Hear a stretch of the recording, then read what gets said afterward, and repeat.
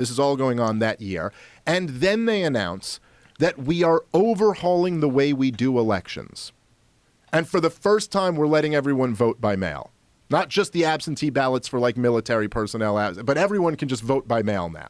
A way that we were never okay with doing it before because we would have been very concerned about fraud. But now we're all going to do that. So in this like revolutionary year, we're overhauling how we do everything.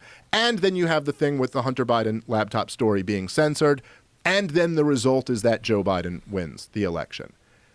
Given all of those factors, there's just no conceivable way that an overwhelming majority of Trump voters weren't going to feel like this thing was stolen. Right.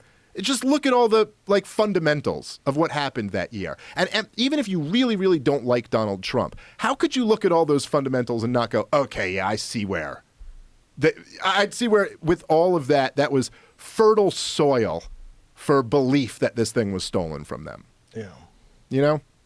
It was a pretty crazy thing. And the problem, and the thing, and I think we're past the point of no return on this, for better or for worse, is that even if you think Donald Trump committed all of these crimes and that it's right for them to bring down all these indictments, at least acknowledge that it's kind of over for the right half of America to ever believe in this process again.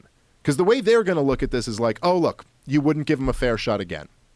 Like, once again, you wouldn't just let him have a fair shot.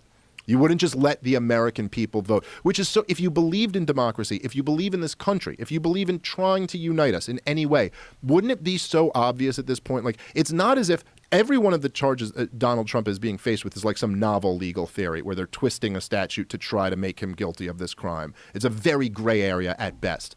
Wouldn't you just go, look, we're going to have a national referendum on this in November. Let the American people decide.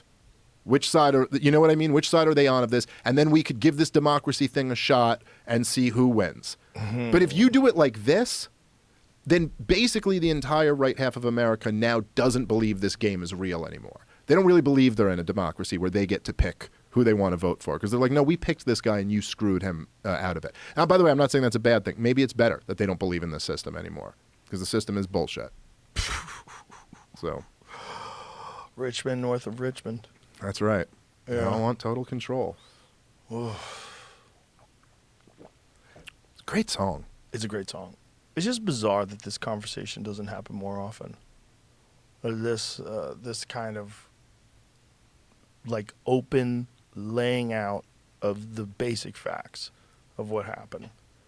Because it's all just narratives. It's all just left-wing talking points and right-wing talking points and just so much confusion. So much noise.